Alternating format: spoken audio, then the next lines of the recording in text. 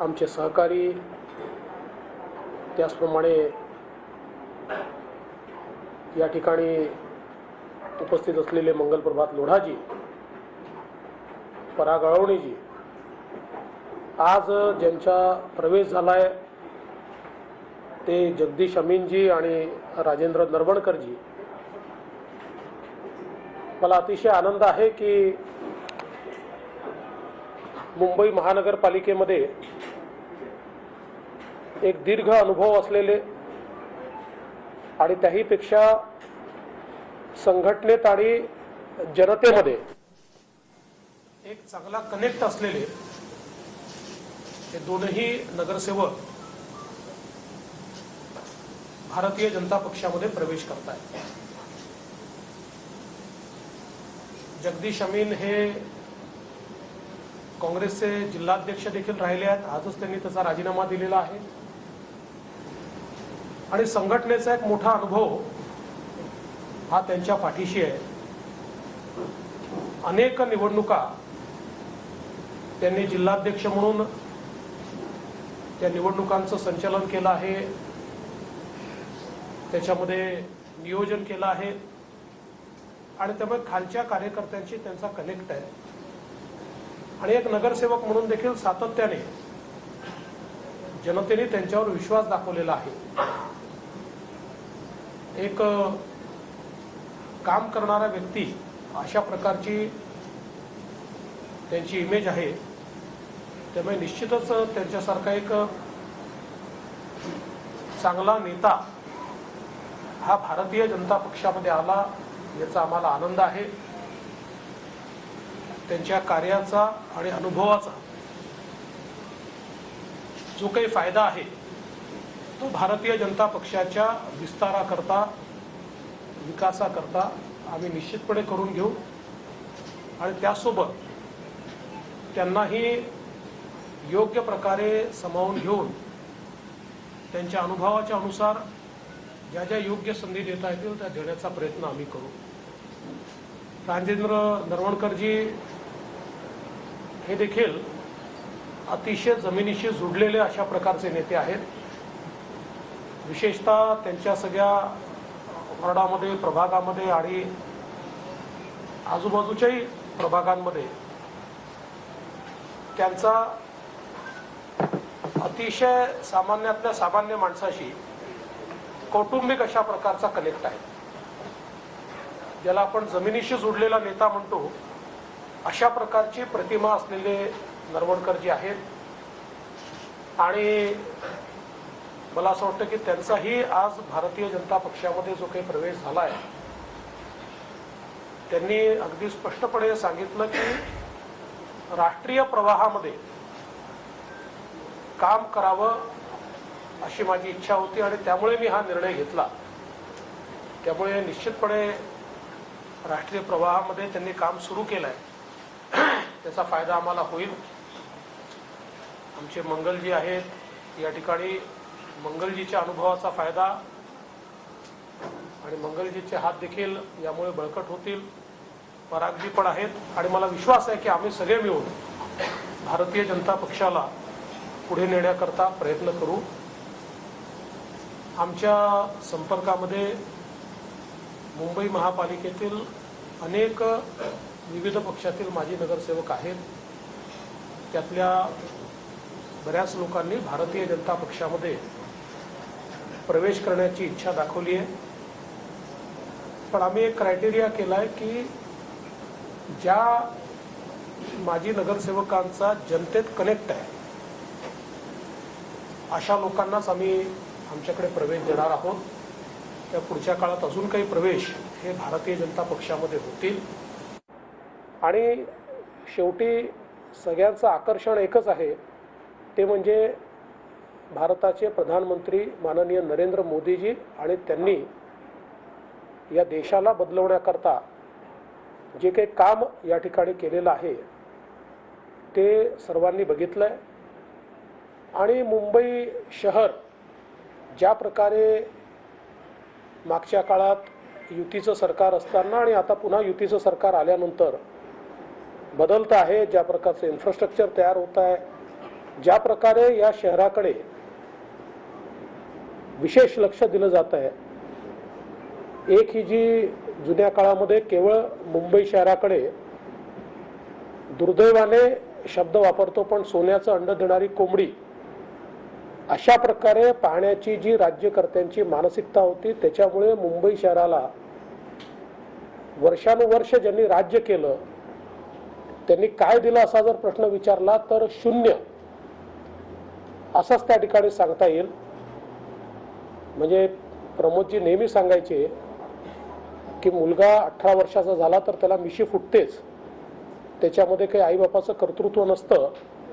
तशा प्रकारे मुंबईमध्ये जी काही थोडी बहुत कामं झाली ती स्वाभाविक अशा प्रकारची कामं त्यांच्या काळात झालेली आपल्याला पाहायला मिळाली. पण मुंबई शहराचा चेहरा मोहरा बदलण्याचा एकही प्रोजेक्ट हा त्यांच्या काळामध्ये ते करू शकले नाहीत. किंबहुना केवळ भाषणं करायची, भावनिक बोलायचं आणि मतं घेतल्यानंतर मुंबईकरांना विसरून जायचं, अशा प्रकारची जी रेजिम आपण बघितली. आणि अलीकडच्या काळात तर कोविडमधला भ्रष्टाचार, प्रेताच्या टाळूवरचं लोणी खाणे असा वाक्प्रचार वर्षानुवर्ष आपण वापरला. पण तो वाक्प्रचार म्हणजे नेमकं काय असतं तर ते बघायचं असेल तर कोविडच्या काळामध्ये मुंबई महानगरपालिकेमध्ये जो काही भ्रष्टाचार झाला, लोक मरत होते कारण ज्यांना कुठलाही एक्सपिरियन्स नाही, काल कंपनी तयार केली आणि आज त्यांना कोविड सेंटर दिलं आणि डॉक्टर न घेता, एम्प्लॉय न करता डॉक्टरांचे पैसे दिले गेले, नर्सेस नसताना नर्सेसचे पेमेंट दिले गेले आणि लोक मात्र तडफडून मरत होते. ही जी सगळी अवस्था आहे यातनं मुंबईला बाहेर काढायचं आणि लोकाभिमुख अशा प्रकारचं महानगरपालिकेचं शासन करायचं, या दृष्टीने आम्ही महायुती म्हणून एक चंग बांधलाय.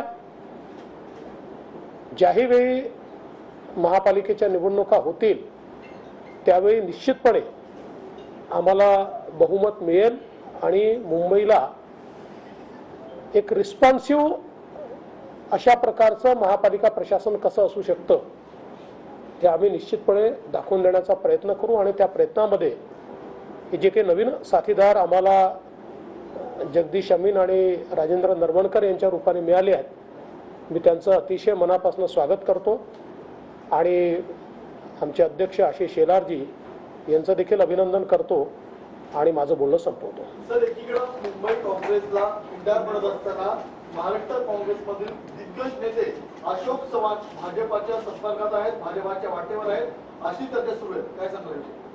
मी तर तुमच्याचकडनं ऐकलं. असं आहे, मी एवढं सांगू शकतो की काँग्रेसमधले अनेक चांगले नेते हे भारतीय जनता पक्षाच्या संपर्कात आहेत. ज्या प्रकारे काँग्रेस पक्ष गेले काही वर्षात वाटचाल करतोय त्यातनं कुठेतरी जनतेचे जे नेते आहेत, ज्यांचा जनतेशी कनेक्ट आहे, अशा लोकांची गुदमर त्या ठिकाणी होते. आणि म्हणून देशभरामध्ये हा ट्रेंड आपल्याला पाहायला मिळतोय की जनतेचे लोक हे भाजपमध्ये प्रवेश करतायत. त्यामुळे निश्चितपणे काही मोठे नेते भारतीय जनता पक्षाकडे येतील हा मला विश्वास आहे. आज मी तुम्हाला एवढंच सांगू शकतो, आगे आगे देखिए होता है क्या. खबरें पहले भी आती रही कि बीजेपी के साथ आ सकते हैं. एक बड़ा चेहरा है, मराठा चेहरा है, पूर्व मुख्यमंत्री रहे, अनुभव उनका प्रशासन का बड़ा है और सामाजिक जीवन का भी. कितना लाभ हो सकता है अगर आपके पास? देखिए, भारतीय जनता पार्टी के साथ अलग अलग पार्टियों के कई बड़े नेता आना चाहते हैं. विशेष रूप से कांग्रेस के कई नेता हमारे संपर्क में है, क्योंकि जिस प्रकार का व्यवहार कांग्रेस पार्टी के शीर्षस्थ नेताओं का रहा है। एक प्रकार से ये सारे नेता अपनी पार्टी में सफोकेट हो रहे हैं। विशेष रूप से कांग्रेस में जो जननेता है उनको ये लगता है कि अब देश के मुख्य प्रवाह में हमने काम करना चाहिए, क्योंकि देश हित की बात को भी राजनीति के चलते दरकिनार करने का काम कांग्रेस का शीर्षस्थ नेतृत्व कर रहा है। वहीं दूसरी ओर प्रधानमंत्री मोदी जी के नेतृत्व में जिस प्रकार से भारत लगातार प्रगति कर रहा है, इसको देखते हुए कई नेताओं को ये लगता है कि हमने देश की मुख्य धारा में काम करना चाहिए, जनता के लिए काम करना चाहिए। इसलिए कई लोग हमारे संपर्क में हैं। अब कौन कौन हमारे संपर्क में है इसका खुलासा धीरे धीरे आपको होगा। तो मेरा आपको इतना ही कहना है, आगे आगे देखिए होता है क्या। तुम्ही दिला का प्रवेश? सर तुम्ही सूचनाचं विधान करताय की आगे आगे होत आहे, काय होणार नेमकं? 2019ला पण आम्ही असं पाहिलं की 2019च्या शेवटच्या टप्प्यामध्ये अनेक काँग्रेसचे नेते, राष्ट्रवादीचे नेते भाजपाच्या गळाला लागताना पाहायला मिळाले। आता पहिले टार्गेट ते काँग्रेस असणार आहे की शिवसेनेतील सुद्धा अनेक महत्त्वाचे नेते तुमच्या गळाला लागतील? नाही, आम्ही असं टार्गेट वगैरे घेऊन चालत नाही की बाबा यांना तोडायचं आहे, त्यांना तोडायचं आहे। पण हे खरंच आहे की सगळ्याच पक्षातले, महाविकास आघाडीतल्या सर्वच पक्षातले लोक काही ना काही प्रमाणात आमच्या संपर्कात असतात आहेत। त्यातल्या अनेकांना हे वाटतंय की आपण जावं, त्यातले काही निर्णय करतायत, काही करू शकत नाहीये। पण आता ही गोष्ट मात्र मी तुम्हाला निश्चितपणे सांगतो की मोठ्या प्रमाणात भारतीय जनता पक्षासोबत जावं आणि मोदीजींसोबत जावं, विशेषतः ही भावना मात्र सर्व पक्षाच्या चांगल्या नेत्यांमध्ये आम्हाला पाहायला मिळते। काही आमदार आहेत जे बाहेर पडू शकतात, जे संपर्कात आहेत, हे फक्त मोठे चेहरे संपर्कात आहेत। मी तुम्हाला सांगितलं, आगे आगे देखिए होता है क्या। सर एका ठिकाणी तुम्ही पंकजा मुंडे यांनी कर्तव्य व्यक्त केले आहे की माझा राजकारणामध्ये मला खूप त्रास झाला, माझा वनवास मला भोगावा लागला, असं पंकजा मुंडे आपले वक्तव्य केले। तुम्ही लोक काय करता की पंकजाताई जेव्हा भाषण करतात त्यावेळी त्यातल्या 2-4 ओळी काढता आणि तेवढ्या ओळी दाखवता आणि त्यांचं पूर्ण भाषण तुम्ही काही दाखवत नाही। भारतीय जनता पक्षाच्या त्या राष्ट्रीय मंत्री आहेत, आमच्या एक महत्त्वाच्या नेत्या पंकजाताई आहेत। त्यांचं अंडरस्टँडिंग पक्षाच्या संदर्भात अगदी पक्का आहे। त्यामुळे अशा प्रकारे सिलेक्टिव्ह गोष्टी सांगून मला असं वाटतं की विनाकारण त्यांच्या प्रतिमेला काहीतरी त्या ठिकाणी दुखापत होईल, अशा प्रकारचं काम करणं योग्य नाहीये। पक्षामध्ये त्यांचा सन्मान होता आहे आणि पुढेही राहीलच। सर बिहार की राजनीति के बारे में क्या सोचते हैं? भैया मैं महाराष्ट्र का नेता हूं, मुझे बिहार के बारे में कोई जानकारी नहीं। पहले थी, मैं बिहार का जब प्रभारी था तो चुनाव के समय मुझे बिहार की राजनीति पता थी, लेकिन उसके बाद हमारे पार्टी में ये होता है कि आपको जो काम दिया जाता है वो काम आप करते हो, करने के बाद उसमें अटकते नहीं हो। हमको गीता में कहा है ना, कर्म करते रहो, वैसे हम कर्म करते हैं। उद्धव ठाकरेंनी असं म्हणलं की निवडणूक डोळ्यासमोर ठेवून भारतरत्न दिले जात आहे। मला असं वाटतं की अलीकडच्या काळात उद्धवजी जे जे काही बोलत आहेत ते फार गांभीर्याने आम्ही घेऊ शकत नाही, कारण मी कालच त्यांना शुभेच्छा दिल्या आहेत। Get well soon. सर आपने अभी कहा कि आप कर्मठ नेता हैं, तो इस कर्मठ नेता से कांग्रेस के लोग सचमुच जुड़ने के लिए जो बार-बार नाम कह रहे हैं, आपके साथ जुड़ जाए? अरे भैया, आप कितना भी घुमा फिरा के पूछोगे तो भी जवाब तो वही मिलेगा ना। मैं कर्मठ हूँ कि नहीं मालूम नहीं, पर थोड़ा सीजन तो पक्का हूँ। सर मल्लिकार्जुन खरगेंनी असं म्हटलंय की ब्रिटिशांच्या काळामध्ये संघ ब्रिटिशांचं एजंट म्हणून काम करायचे आणि ब्रिटिशांना मदत करायची, असं मल्लिकार्जुन। आता असं आहे, जर आम्ही म्हटलं काँग्रेस पार्टीच ब्रिटिश माणसांनी काढली, ब्रिटिशांनी काढली किंवा विदेशी बाहिनी माणसांनी काढली, तर त्याचा काय अर्थ आहे?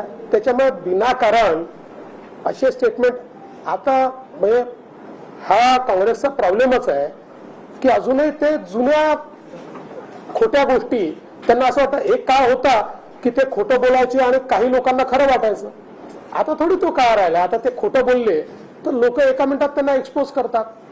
आणि जेव्हा मग सत्य बाहेर काढणं सुरू होतं आणि मग ज्यावेळी नेहरूजींचं पत्र आमचे प्रधानमंत्री वाचून दाखवतात की ज्याच्यामध्ये नेहरूजींनी आरक्षणाला सरसकट विरोध केलेला आहे, आरक्षण पद्धतीच नको असं नेहरूजी म्हणतात. असं म्हटल्याबरोबर म्हणतात तुम्ही इतिहासात का जाता, नेहरूजींना का टार्गेट करता. हे दुटप्पी लोक आहेत.